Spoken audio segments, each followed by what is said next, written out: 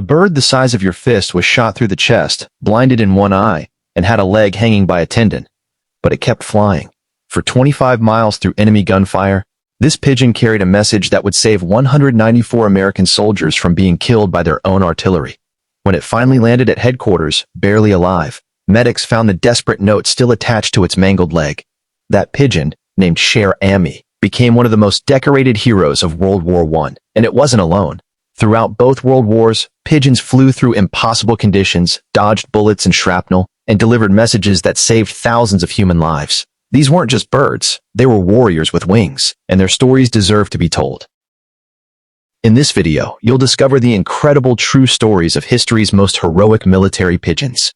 You'll learn how Cher Ami saved the Lost Battalion, how G.I. Joe prevented a catastrophic friendly fire disaster in World War II, and why these birds became essential weapons of war.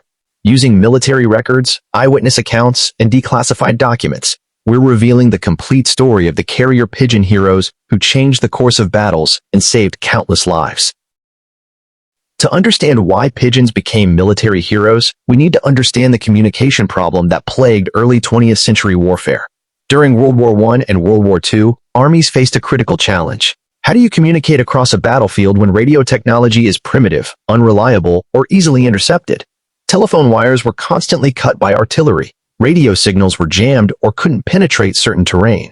Human runners were slow and often killed before reaching their destinations. Armies needed a communication method that was fast, reliable, and couldn't be easily stopped. The answer came from an unlikely source: pigeons. Carrier pigeons, also called homing pigeons, have an extraordinary natural ability. They can fly hundreds of miles and return to their home roost with remarkable accuracy. Scientists still don't fully understand how they navigate, but it involves sensing the Earth's magnetic field, using the sun's position, recognizing landmarks, and possibly even detecting infrasound. Whatever the mechanism, it works. A trained pigeon released anywhere within its range will fly home at speeds up to 60 miles per hour, through weather, over obstacles, and across enemy territory. Military planners recognize this potential. If you could train pigeons to consider a mobile headquarters their home, you could deploy them with frontline troops. When those troops needed to send a message, they'd write it on tiny paper, attach it to the pigeon's leg in a small canister, and release the bird. The pigeon would fly straight back to headquarters, delivering intelligence, requests for support, or urgent warnings faster than any other method available. It sounds almost medieval, but it was cutting-edge battlefield communication.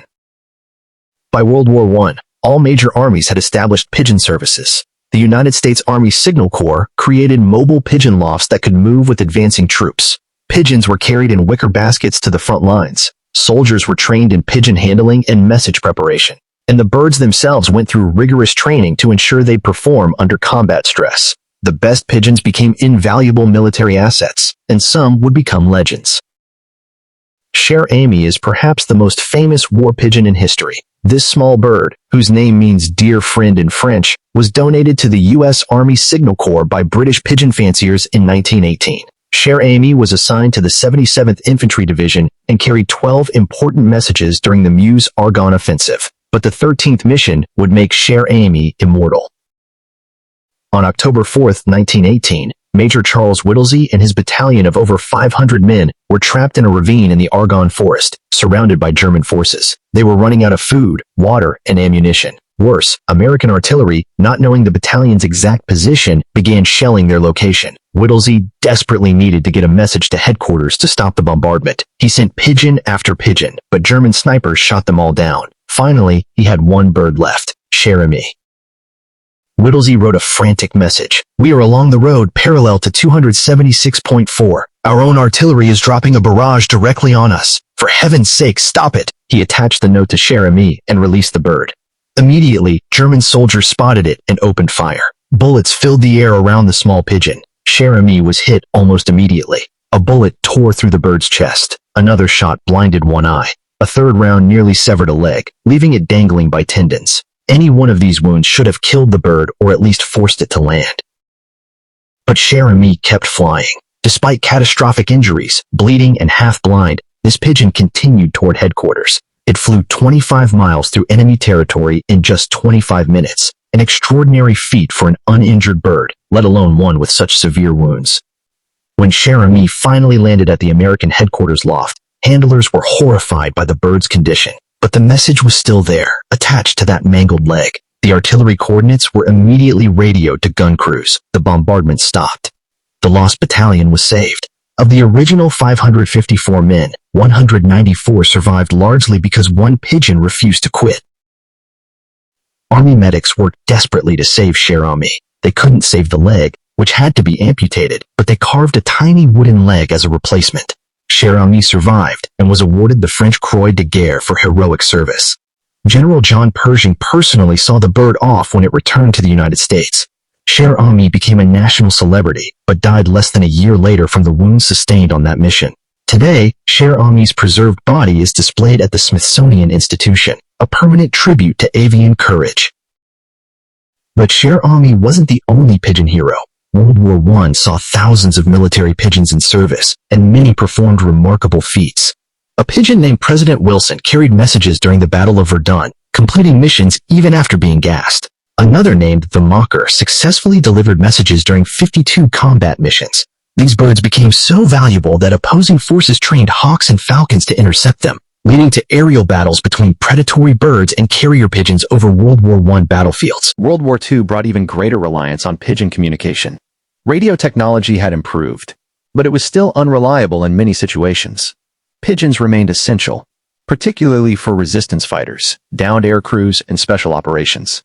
The British, Americans, and other Allied forces deployed over 250,000 pigeons during the war, and one of them, an American pigeon named G.I. Joe, would save an entire town. In October 1943, British troops were advancing rapidly through Italy. They captured the town of Calvi ahead of schedule, but had no way to notify Allied headquarters. A massive bombing raid was scheduled to destroy the town, which headquarters still believed was held by German forces. The British tried desperately to radio the airbase to call off the strike, but their radios weren't working. With bombers already in the air and minutes away from leveling the town, a British officer remembered they had an American pigeon with them, G.I. Joe. They quickly wrote a message explaining that British troops now held Calvi and attached it to G.I. Joe. The pigeon was released and immediately flew toward the American airbase 20 miles away. G.I. Joe had to cover that distance before the bombers reached their target. It was a desperate race against time. The pigeon flew at maximum speed, navigating across unfamiliar Italian countryside. At the airbase, G.I. Joe landed just as bombers were taxiing for takeoff. Ground crew grabbed the message and rushed it to the operations officer. With literally minutes to spare, the bombing raid was canceled. G.I. Joe had saved the lives of over 1,000 British soldiers and Italian civilians who would have been killed in the raid. The pigeon was awarded the Dickin Medal, Britain's highest honor for animal valor, equivalent to the Victoria Cross. G.I. Joe lived until 1961, dying at the impressive age of 18, and the bird's body is preserved at the U.S. Army Communications and Electronics Museum in New Jersey. Another remarkable World War II pigeon was named Paddy. This Irish pigeon was the first to return to England with news of the D-Day landings, flying 230 miles across the English Channel in just over 4 hours on June 6, 1944. The intelligence Paddy carried gave Allied commanders their first confirmation that the invasion was proceeding as planned. Paddy also received the Dickin Medal. Then there was Commando, a pigeon that made over 90 flights for British intelligence, parachuting into occupied Europe with resistance operatives and returning with critical intelligence about German positions and movements. Commando survived being shot at repeatedly and once returned with half a wing missing, yet still delivered the message. The bird became one of the most decorated animals in British military history. The Royal Air Force had a pigeon named William of Orange, who was carried aboard a bomber that was shot down over the Netherlands. The crew survived, but were stranded behind enemy lines. They released William of Orange with their coordinates. The pigeon flew over 100 miles across the North Sea back to England, despite injuries and exhaustion. A rescue operation was launched, and the crew was saved. But not all pigeon missions succeeded. Thousands of birds were killed in action, shot down by enemy fire, caught by hawks, lost in storms, or simply exhausted before reaching home. For every Cher Ami or G.I. Joe, there were countless pigeons that died trying. Their handlers knew this, and it made the successful missions all the more precious. These birds weren't just tools, they were comrades who risked everything. The training required to create a military pigeon was extensive.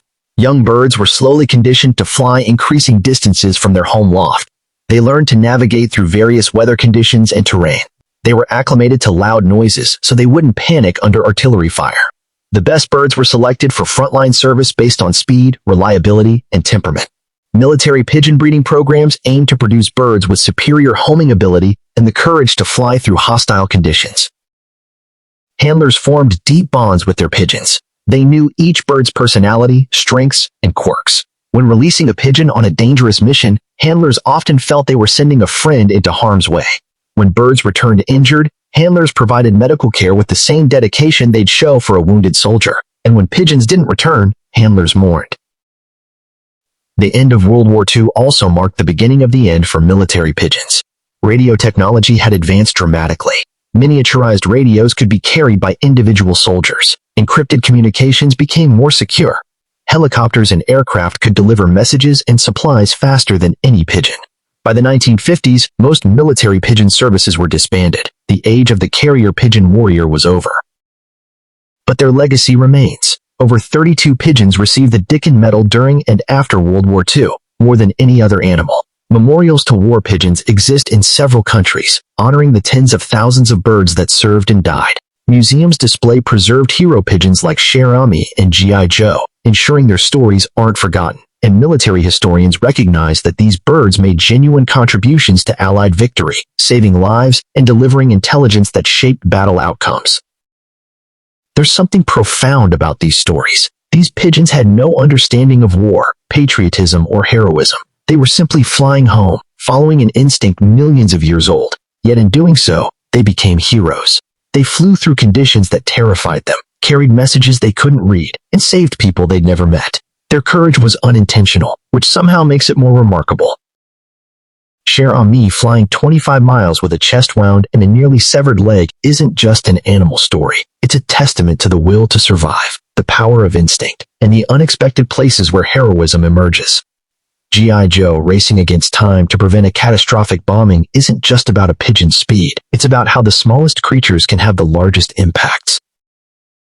These birds also remind us that war involves more than human combatants. Animals have served alongside humans in every conflict, often with no choice in the matter, yet contributing significantly to outcomes. Horses carried cavalry and supplies. Dogs detected mines and carried messages. And pigeons, these small, underestimated birds, became communication lifelines that saved thousands of lives. Today, with satellite communications and instant global connectivity, it's easy to forget how difficult battlefield communication once was. Messages that now take microseconds to send once required a pigeon to fly through gunfire. Intelligence that we now transmit encrypted over secure channels once depended on a bird successfully navigating home. The technological gap is immense, but the courage required hasn't changed. The story of carrier pigeon heroes is ultimately about unlikely warriors rising to impossible challenges. It's about small creatures accomplishing big things. It's about loyalty, instinct, and the unexpected intersections between nature and human conflict. Cher Ami, G.I. Joe, and thousands of other pigeons didn't choose to be heroes. They were simply flying home. But in flying home, they saved us. And that's worth remembering.